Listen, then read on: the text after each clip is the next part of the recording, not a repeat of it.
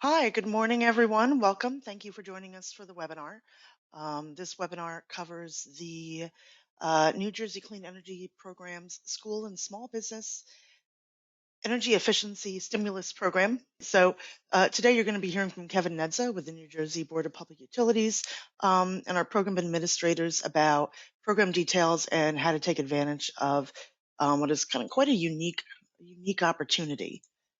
We're going to go through kind of an overview of clean energy programs available and then dive into the details of the School and Small Business Stimulus Program. So let's get this started. Kevin Nedza with BPU, why don't you go ahead and get us going? Hi, great. Thanks, Karen, for the introduction. I just want to start off by saying that I'm happy to be here to kick off this webinar, and I just wanted to take a minute to thank all of you for joining us today. The board has been looking forward to rolling out this important program for some time, which aims to not only increase energy efficiency and the performance of HVAC systems, plumbing, and appliances, but also serves to improve both air quality and ventilation in indoor environments. For those of you who may be new to the Board of Public Utilities, we are the state agency that regulates the state's utilities, including those that provide electricity and natural gas to customers. These programs are a unique opportunity to support our schools and small businesses in areas that traditional energy efficiency programs might not otherwise reach. I'm looking forward to the presentation and also look forward to working with our program administrators at TRC to bring this program to life. And with that, Lori, why don't you get us going? Thank you, Kevin. Hi, I'm Lori Carlin, and I am a local community outreach organizer with the New Jersey Clean Energy Program. We've been governed by the BPU offering this program for over 14 years. Next slide, please. This just gives a little wheelhouse overview of the New Jersey Clean Energy Program. We look to engage locally and facilitate equitable access for everyone to save money, save energy, and probably more importantly, to have a clean, healthy work and home environment. This is all part of New Jersey's master plan for 100% clean energy by 2050, reducing emissions and getting back to a favorable, more equitable New Jersey. This goes over briefly. There's a lot of array of programs. And if you could just briefly go to the next slide, please. Today, you're going to hear more about the School and Small Business Stimulus Program, an amazing grant program that's now offered in New Jersey. But just in case it's not the perfect fit for you, and today as we're addressing the schools, there are other programs, part of New Jersey Clean Energy programs, that there could be a better fit. There is a program just about for every situation. So when it comes to schools, larger energy users, local governments, for public and private schools, there's something called a local government energy audit. And it takes an x-ray through a free assessment at all of your facilities to see what you're using now and what your current conditions are, and then offers suggestions for improvement. What complements the LGEA is something called an ESIP, an Energy Savings Incentive Program. And this offsets the cost of a loan over a period of time against all the energy savings that you will have with higher efficiency, HVAC systems, lighting, thermostats, aerators, water conservation measures. So just a nutshell for larger energy users. For community, nonprofit, for private schools, for small businesses, your local utility offers incentives and rebates for you, and sometimes they also offer financing. Now, this could be for whether you own your building or whether you rent, but again, there's something for everyone. And to refer you back always to njcleanenergy.com, that's njcleanenergy.com, and there'll be a slide later on with that information. Everything's on our website, whether it's you're looking for electric vehicle charging stations, solar, replacement, repair, it's all there for you. So with that, I'm going to refer back to Karen to get us into this amazing new program for schools and small business stimulus. Great, thank you, Lori. So there are two sides to this program. I'm going to do a quick overview. They're pretty wordy programs. The first one is the Ventilation and Energy Efficiency Verification and Repair Program. The second one is the Non-Compliant Plumbing Fixture and Appliance Program. So in short, we just kind of use the terms HVAC and plumbing and appliances. So what these two programs are, they provide grants to, on the HVAC side, to assess your systems, maintain them, adjust, repair, upgrade HVAC systems. And on the plumbing side, grants to replace plumbing fixtures and appliances that may be older and not running as well, or not terribly energy efficient, or using a lot of water. These programs are intended to help schools and small businesses not just save energy, but to also really improve the indoor air quality of your buildings. In the age of COVID, it's more important than ever to make sure that buildings are meeting modern ventilation standards. And so to that end, this program might look a little different to those of you who have worked with previous energy efficiency programs. On the HVAC side, we do have two pathways. We have the maintenance pathway and the replacement/new system pathway. The way I think about this is, or think about the difference between the two pathways, it's kind of the difference between maintaining your car, getting your oil changed and your filters changed, or buying a brand new car. Let's talk a little bit about who is eligible for this program. So public boards of education, public schools, school districts, consolidated school districts, county vocational schools, charter schools. Some schools that are not eligible, private schools, are not eligible for this program. They need to be public. On the small business side, small businesses, they include New Jersey-based businesses, which they need to be, as you can see on the slides, independently owned and operated, no more than 100 full-time employees, gross revenues that don't exceed 12 million, and they need to be certified by the state as a woman or minority-owned business. We have a link on the slides where you can go to the state's website to determine if you're a small business, whether you are certified or how to become certified. And similarly, in how private schools are not eligible, nonprofit organizations are not eligible for this program.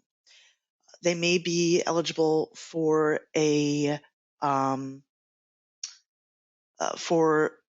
incentives through another either clean energy program or utility program,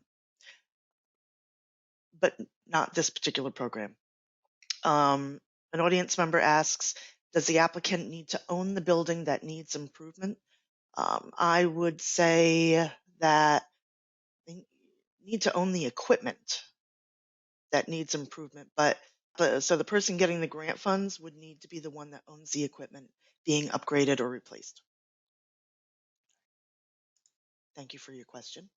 Let's talk about incentives or grants. So grants are available to cover up to 75% of the costs of the work. And the work may differ between whether you're going down an HVAC maintenance path or the plumbing and appliance path. Each project is going to have its own scope of work. So these program grant funds, they can pay for up to 75% of that.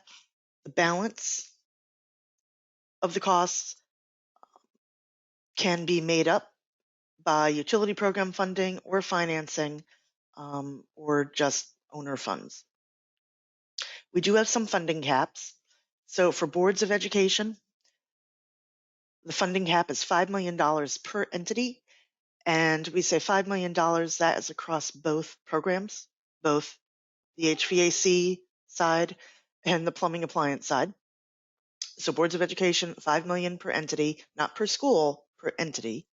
And small businesses, that would be $500,000 or $500,000 per entity. And we're going to get into later, we'll get into kind of what is and is not fundable by the grants. Generally speaking, or at its simplest level, this is how the program works. Put in your application. You work with, on the HVAC side, a qualified tap technician and certified energy auditor to assess your building and see what sort of upgrades need to be made or can be made. You put together a scope of work, then install the scope of work, and then finally we come out and verify and do a site inspection. My colleague Jeff is going to get into all the details that is involved in those four paths, or sorry, those four steps. So, we have two separate programs. One's more technical than the other, but we're going to start out talking about the HVAC program. And for that, I'll hand it off to our program manager, Jeff Hvac, to bring you through all the details. So, Jeff?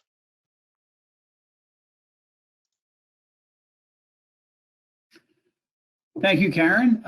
Good morning, everyone. I'm Jeff Hvac, Program Manager for both the Ventilation and Repair HVAC program and also the Plumbing and Appliance program. So before we talk all the nitty-gritty details about both programs, I want to talk a little bit about the assessment and testing. As Karen alluded to, this program might look a little bit different. I know a lot of folks on the call will probably have some experience in the clean energy programs and have performed, some projects in the clean energy program. So what is the assessment in this program? A key part of it is working with those qualified professionals and firms to come out and look at your HVAC systems and, not only, just count them and, understand what's available for the program or what might be old and inefficient, but understand the airflow in occupied areas.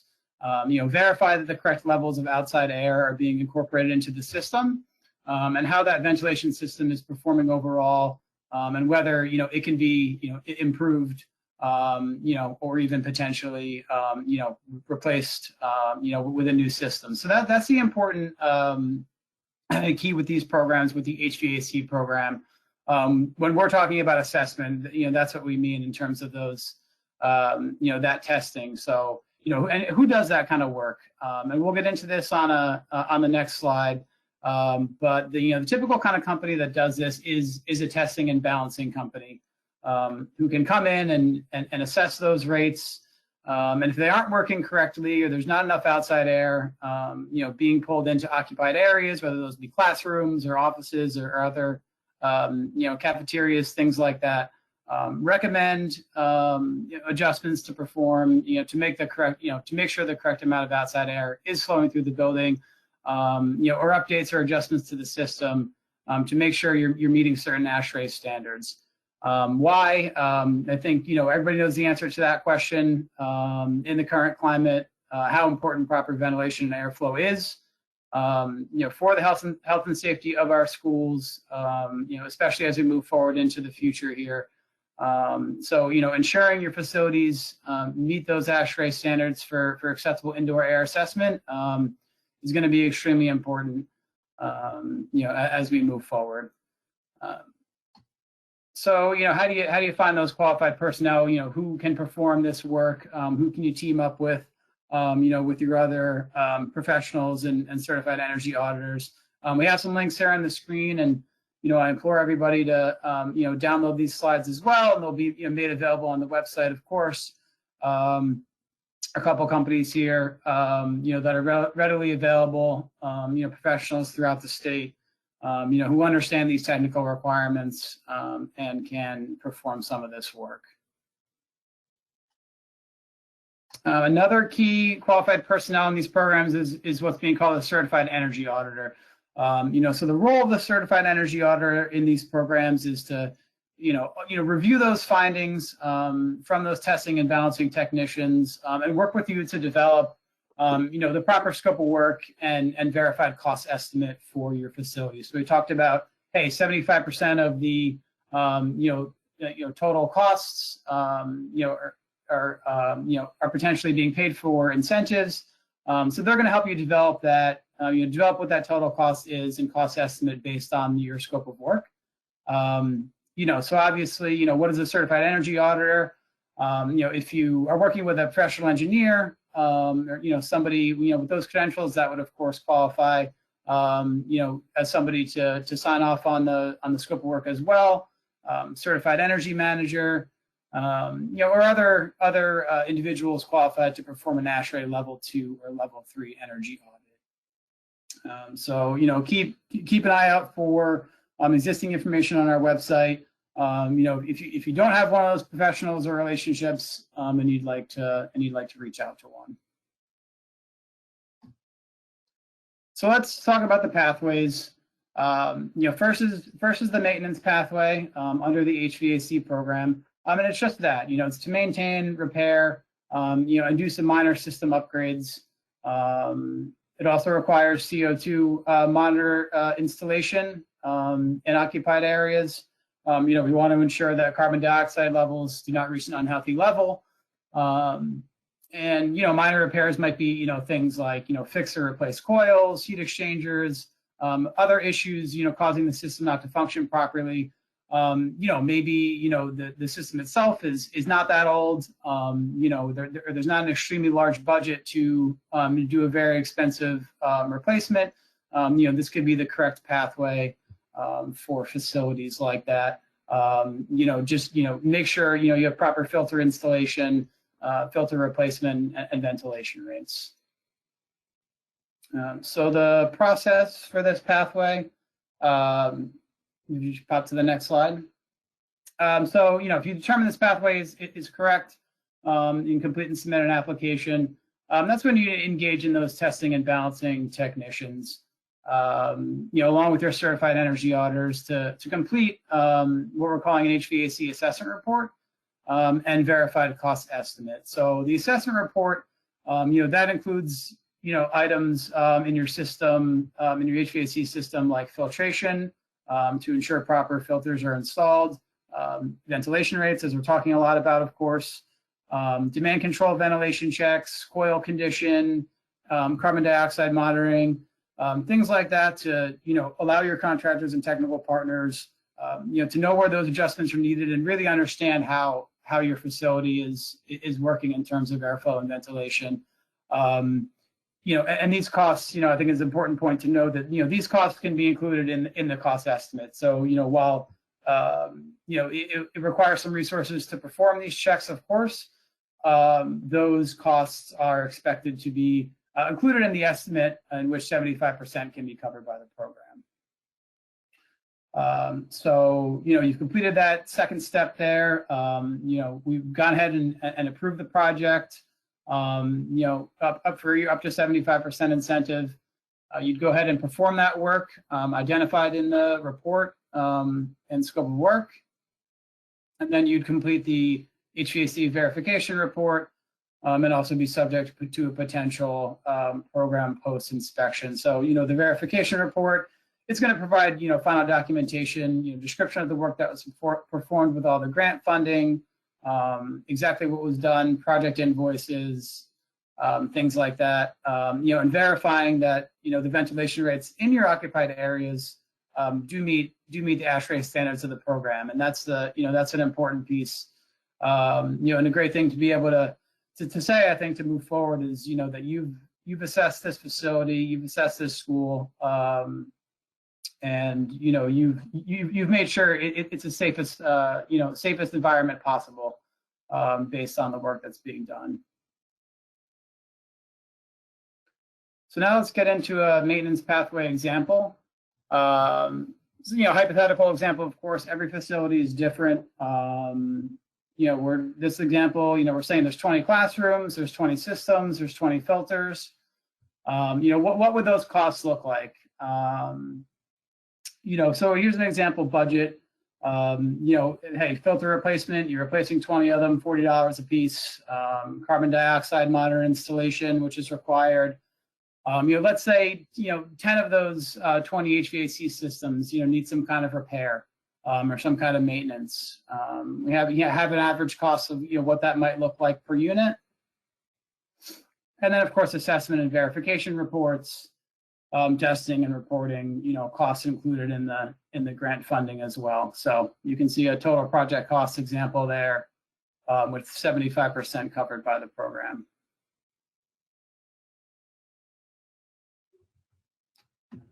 Continuing on, so payment milestones. We'll quickly talk on the the eligible costs on the left. We discussed this a little bit, but just to to clarify, the assessment costs are eligible. The testing and balancing costs in the grant. General maintenance and repair, adjustment of rates, filter replacement, and those reports.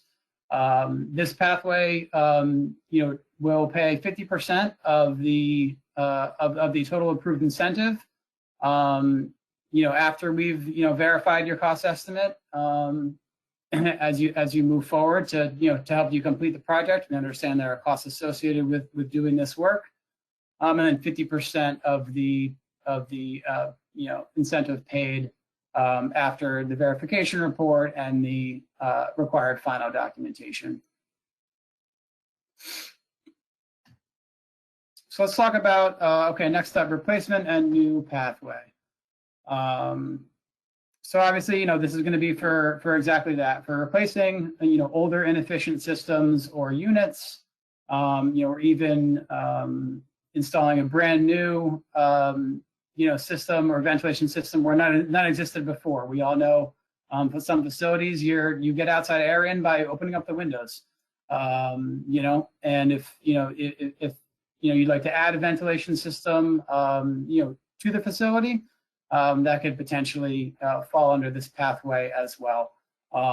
Still requires CO2 monitor installation and the additional, the previous, technical requirements that we talked about under the maintenance pathway as well, which we'll talk about that a little bit more as we continue on here. So next slide, please. So in this process, if it's determined this pathway is correct for you, you would complete and submit that application and really follow, very similar steps as the maintenance path. It's important to understand that to qualify for this pathway, it must be shown, that the existing ventilation system or lack thereof, it's for systems that are broken.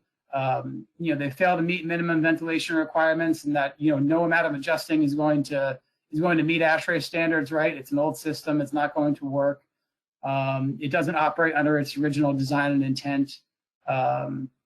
That's what this pathway is set up for. System replacements, they need to be deemed necessary or cost effective. And what does that mean? That means that the existing equipment is non-operational, or it has less than 3 years remaining in its useful measure life. So, it's designed for those older systems. It's, a lot of these units have, what we call useful measure life of 15 to 20 years. If you have an entire system, it's 30 years old, it's not working, that would be a system that would be deemed necessary, through this program to replace. So you'd follow those similar steps. You're engaging in your testing and balancing technician. You're completing that HVAC assessment report, along with your cost estimate that's signed off on by your certified energy auditor, performing the work, and completing the verification report and program site inspection. So payment milestones. So there are 3 payments that are going to happen out of the replacement new system path. Again, this is real world construction. It costs money, and we understand that. We want to do everything we can through the program to help move projects along and facilitate proper installation. So there will be an initial payment to cover part of those initial costs. We call them soft costs, for the assessment and testing, and for development of that cost estimate. Then once you've moved ahead and procured the equipment, we understand equipment has long lead times these days and supply chain issues. So if you've purchased the equipment and you send in the material invoices or purchase orders, we will issue a second payment for those costs as well. And then upon project completion and the verification report and final invoicing, we would pay the balance of the of the approved 75%. Ineligible costs. So grant funding, it would cost for boilers or other types of equipment that does not directly and significantly affect ventilation or airflow is not going to be eligible for this program. Again, it's this is a ventilation heavy program, and there would be additional incentives for those costs under other programs. Costs associated with continuous monitoring of carbon dioxide monitors, electrical improvements, subscription services, central hubs, things like that.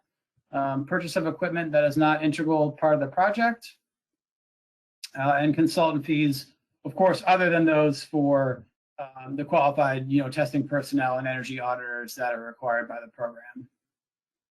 And also equipment installed prior to application approval. So, some other programs have what we call a look back, or previous clean energy programs. Hey, you could purchase a piece of equipment and you had a year to apply. Due to the this program is about testing existing equipment and existing systems, and then applying for incentives and installing. So we would have to issue the application approval before you went ahead and installed the equipment.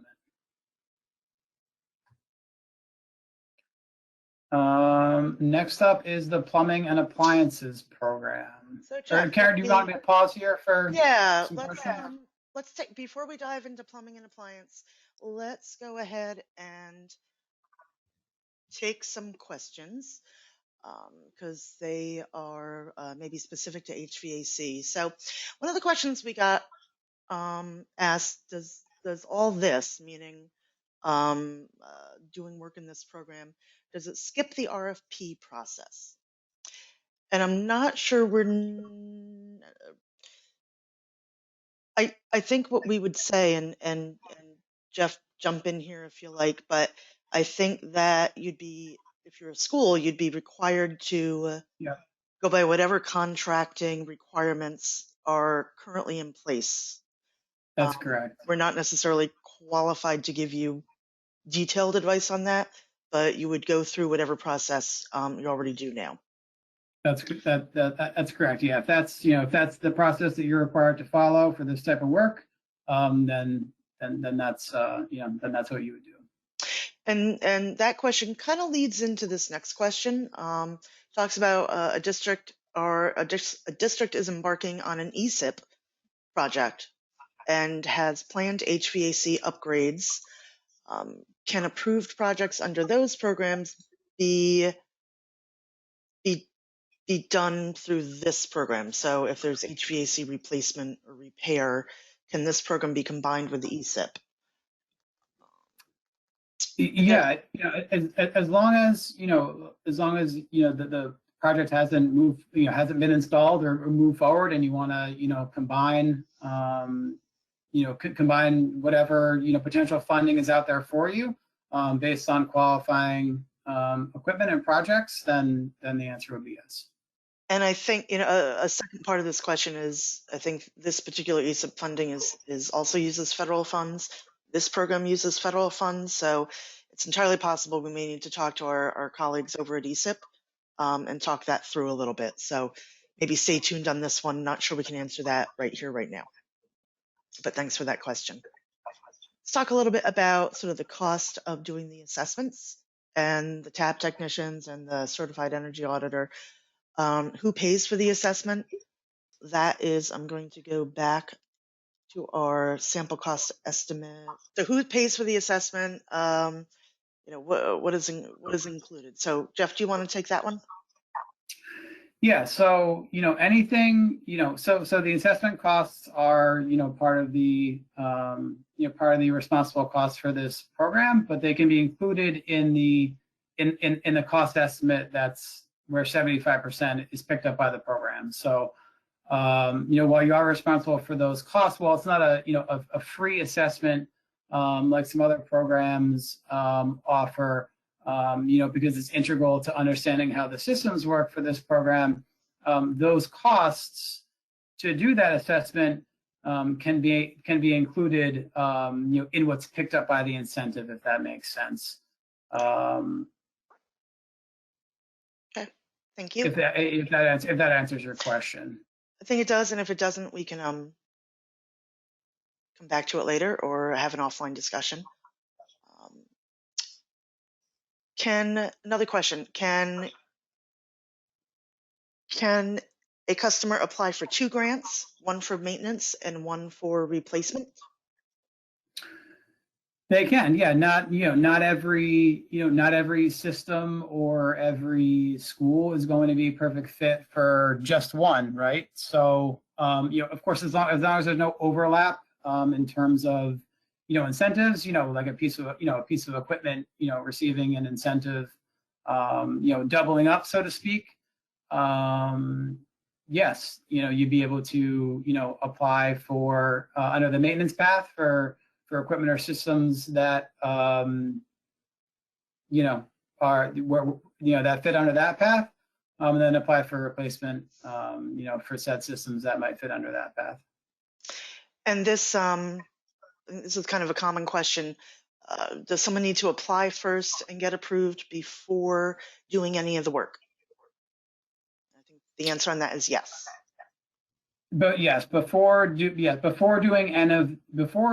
moving forward with any scope of work or installation, right? So if if you want to get ahead of the game and maybe you're a school district and you've already had some professionals come in and assess some things and perform some of this work, that's fine, to have done beforehand. Maybe you're even moving forward and you want to purchase equipment so it's ready, because of long lead times, that's okay. It's just installing the equipment or scope of work before we've approved it would not be eligible. Great, thank you. Another question, or a question about the certified energy manager. Do they need to be approved by DPMC as ESCOs need to be? Yeah, that's a good question. Perhaps we will look into that a little bit more. We haven't received that question yet. In terms of the requirements in this program, and yeah, thanks Karen for going back up to that slide. They need to either be a PE, a CEM, a CEA, or you see that third bullet there. Otherwise qualified to perform an ASHRAE or two level 2 or 3 audit. If again, I would say if your specific situation requires those professionals that you work with to be DPMC qualified, then I would say yes. If it doesn't, then you would just have to have one of these on the screen. Yeah, and I think if they are approved by DPMC, I think that would be an indicator. Yeah. Sorry, there's a weird noise outside. That would be an indicator to us that they would be qualified to do this work. Mm-hmm. Do we know yet how long it takes for a application to be approved? It's early days, so. Yeah. It's early days. If I've been working with applicants, already, just back and forth, understanding, how to move forward and how to, utilize the program. We imagine within receipt of all, proper documentation and cost estimates and things like that, within a few weeks, we would be able to issue you a commitment for your scope of work. Great, thank you. Sorry, I'm just reading through the questions. Another question, is this program the same as the BPU grant that just came out? I'm not sure specifically which grant that is. This is a grant program. This program did just come out in the beginning of October. Mm-hmm. So I'm not quite sure how to answer that. For now, let's keep moving on in interest of time. And let's move on to the plumbing and appliance side. And then if we have time at the end, we can certainly take more questions. So, Jeff, Thank you, go ahead. Karen. So the other piece to the stimulus grant funding is the non-compliant plumbing fixture and appliance program. Now you see there in the light blue box on your screen, it's for replacing exactly those pieces of equipment. Your low flow faucets and shower heads, toilets, urinals, and commercial dishwashers, ice makers, and clothes washers. So again, up to 75% of the cost of those, of that scope of work can be paid by the program. To install, touchless, touchless fixtures, which again, in the current environment we're in, is important to do. So a little bit of a simpler process. You complete and submit your application. Work with your contractor to develop the scope of work and cost estimate for for simple one-for-one replacement of those fixtures in the light blue box. You'd install the equipment, and then you'd submit a verification report to us. Stay in the work that was done, project invoices, and things like that, and also be subject to the program post-inspection. What can you replace? So, what makes a fixture non-compliant? Those parameters on your screen right there. Basically, toilets, urinals, shower heads, faucets, that are emitting, either too much gallons of water per flush or too much, gallons of water per minute, would qualify as fixtures to replace. On the appliance side, so again, commercial dishwashers, automatic ice makers, and commercial clothes washers. If they're manufactured before January 1st, 2010, then they would be eligible for replacement. So pretty simple, straightforward parameters there on those three.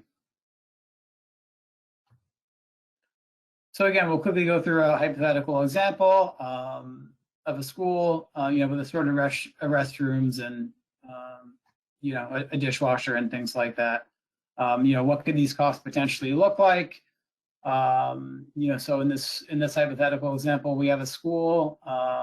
Maybe there's 40 faucet aerators too. If you could pop to the next slide. 40 faucet aerators. 40 toilets to replace. 30 urinals. One commercial dishwasher. You see the total project costs there in bold, and all those costs will be eligible for 75% of grant funding.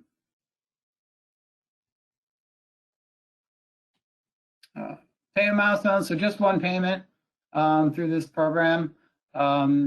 Important to remember eligible costs, equipment and labor, can be included in the cost estimate that's picked up by the grant. We'd issue that commitment for 75% of those costs. You'd complete the project, and then we would just issue, one payment, for the costs. Ineligible costs, on the plumbing side, purchase of equipment that's not integral part of the project, consultant fees, and equipment installed prior to application approval. So again, you need to send us in the application along with the scope of work and cost estimate, have us approve it, and then go ahead and do the work.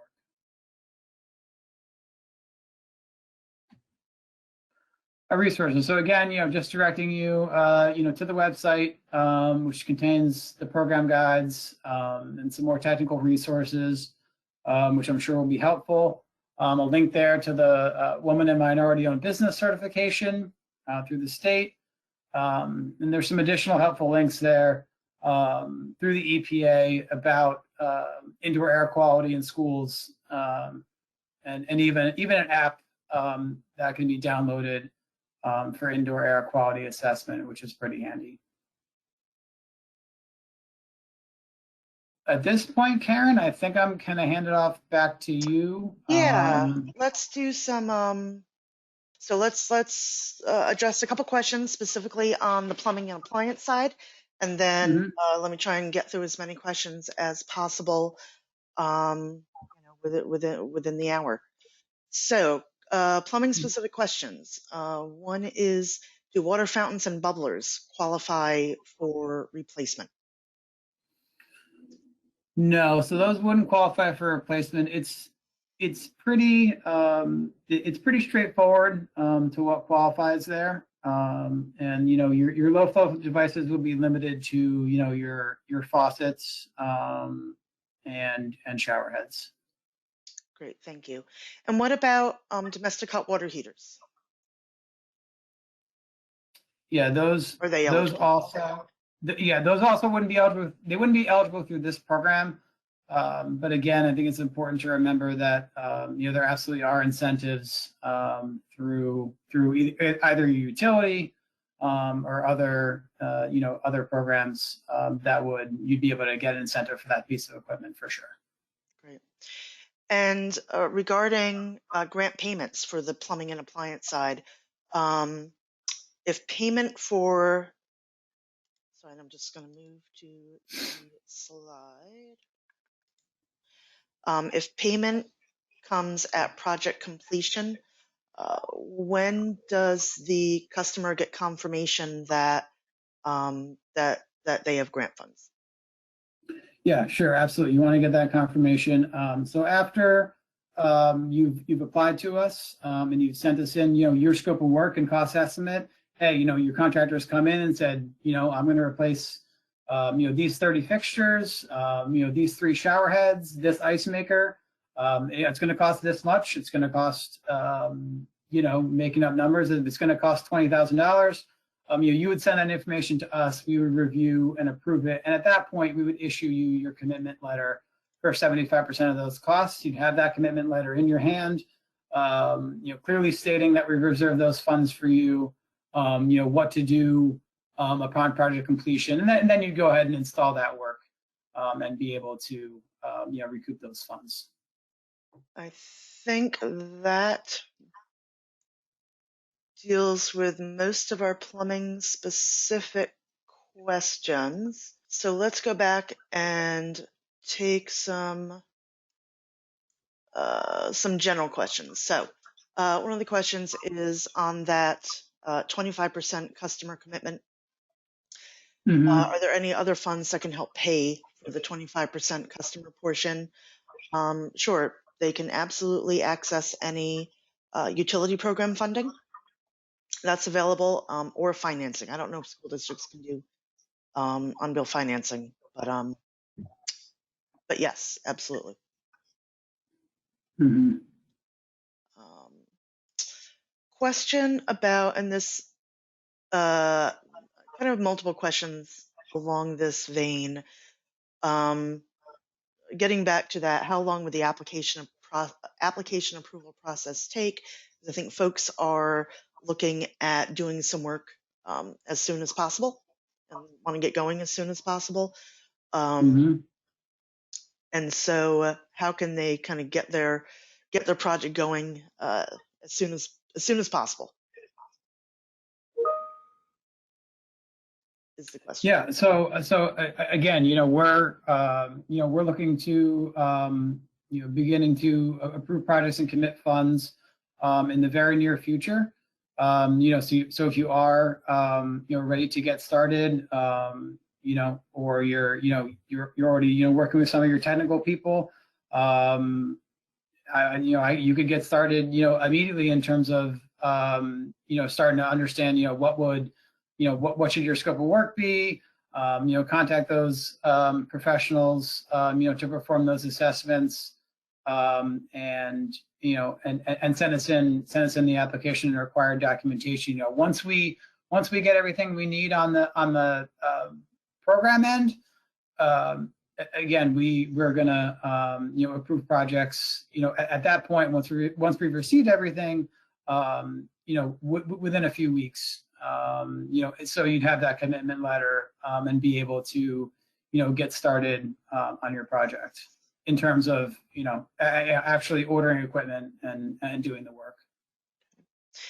Is there a risk to a customer in doing the HVAC assessment report, paying out of pocket and then not being approved or admitted to the program? Well, again, every product's different and everything's case by case. We'd have to, we'd have to take a look at that sort of situation. Yeah, I mean, that's certainly not the intent. I think that's a situation. Let's talk about it. Let's talk it through. Give us a ring, and we can talk through your project so that you're not in that position. Yeah, and I recommend always remember the assessment costs are obviously once approved can be included in the cost estimate. Before just paying someone right off the bat to do additional work. We want to understand what qualifies for the program. Make sure technical people have read through that stuff. And again, there's if this program is not the exact right fit, there are almost always either through utility or additional funding sources, ways to get incentives for your project. Yeah. How long will this program be available for? Is there a deadline for application? Is it first come, first served? Yeah, good. Yeah, it's a good question. It's first come, first served. There's no specific deadline right now in terms of, hey, you need to send your application by March 15th, 2022 or something. No deadline like that. The program is open and will be, looking to make commitments, relatively soon until the funds are exhausted. Great, thank you. HVAC specific question. If your HVAC system is operational, but very old and requires a large investment in maintenance every year, would that qualify for this program? Yes. Absolutely, right, Jeff? Yeah, that's exactly what that second path would be for. Again, it's cost. Projects are subject to a program or to an entity cap. But any reasonable costs related to that ventilation system installation could potentially be eligible for incentive. Yeah, and along those lines, if there are multiple HVAC units and some need repair and some need replacement, can they go down two pathways? Absolutely. It's two separate applications, but you can definitely do both up to that entity cap. And by the same token, put in a third application to do your plumbing and appliances. Yeah, and a similar process, right? So if you've engaged in some, in your technical partners to do some of these assessments, and they say, hey, this facility, you should apply down this path, and this facility, you should apply, down the replacement path. They can, it's a similar process with an easy, straightforward application where you can submit the assessment and cost estimate documents, for either path, after working with those professionals. Thank you. Regarding kind of the interplay between their HVAC application and the HVAC assessment, can you talk a little bit about the order of operations on that? What comes first, the chicken or the egg? Sure. Yeah. The application and the comes first. It's tough to have one exact answer that's right for everybody. Some applicants are a little bit more ahead of the game, and they might be getting some assessments done already, and moving forward that way with that documentation. If you're not at that step and you need some more help, I recommend sending us in the application, just so we can get you in the door here, and work with you on those next steps in terms of, understanding what your potential scope of work is and where you need to, go, to get that application commitment. We would need that, verified cost estimate and scope of work in order to do that, through your qualified professionals. So I hope that provides a little bit of clarity. Okay, thank you. In terms of eligible costs, what about mechanical, electrical, plumbing, design services, engineering, design, and bidding? Is that a eligible cost? Yeah, again, so like additional consultant fees, that you might be required to, to do would not be eligible costs to be included, but the technical costs, the testing and balancing, and the certified energy auditor sign off, the requirements of the requirements of the program are the costs that you could include for potential incentives. Additional consultants or other design would not be considered. Okay. So I'm seeing some technical questions. So what about PTACs? They're not eligible under ESIP. Are PTAC? Are they eligible equipment? That's a very good question. I think potentially PTAC units could potentially be eligible. Yeah, I'm not sure about maintenance of them, or I know some of them do have filters, so to speak, and things like that, or they do pull in outside air. So again, I would recommend we'd speak with you a little bit on a case-by-case basis with some of those units. Yeah, and I think that notion, let's talk about your project, rings true with a lot of these questions. The very specific questions about the equipment that's in your building. I would encourage you to shoot us an email and let's talk about it. I don't want to answer a question that's right for one person on the call, and then another person hears it, and it may be a nuanced situation with your buildings and your equipment. That being said, is this an open competition for total grant funds available, or is some portion of the overall funds being reserved for high need districts? Yeah, that's a good question. So funds are reserved into specific buckets for these programs, and more information can be found on that in the program guides, which are available on the website. But funding is reserved for 75% of the funds are reserved for underserved communities. And a list of those school districts and communities are listed in the program guide. So, certain funds could be exhausted. It's not just only, one bucket of money that, could all be gone. We want to implore you that there's money out there for each type of applicant, and a healthy, robust budget that, one budget might be, could be expended, but there are, lots of funds out there for underserved communities. Okay. And the funding caps. So when we say $5 million cap per entity, and not individual schools, they're asking, does that mean that each Board of Education qualifies for $5 million, and do they have to disperse it amongst their schools? So boards of education, they are eligible for up to $5 million. It is, and then they choose what projects make sense to be funded with this pot of money.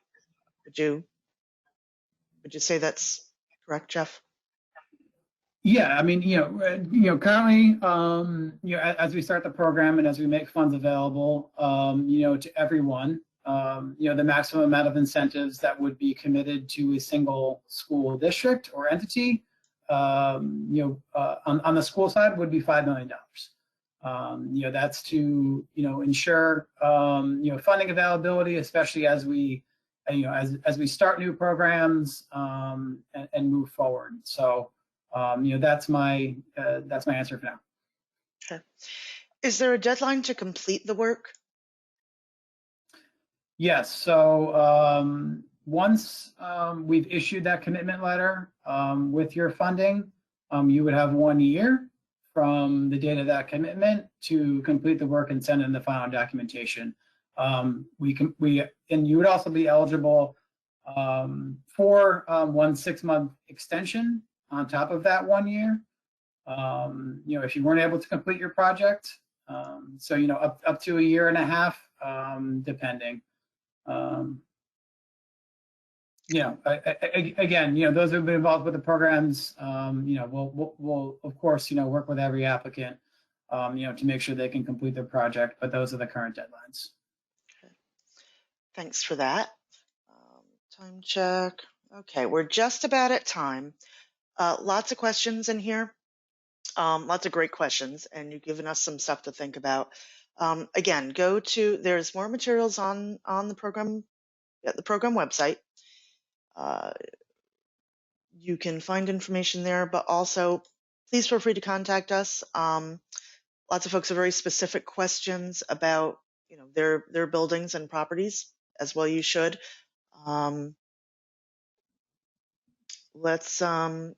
Sorry, we are at time. But let's talk and we'll figure it out and see how we can kind of make the program work for you. Thank you everyone so much for coming and your attention. Really appreciate having you here and hope we can work together soon. So thanks everyone. Bye-bye. Take care.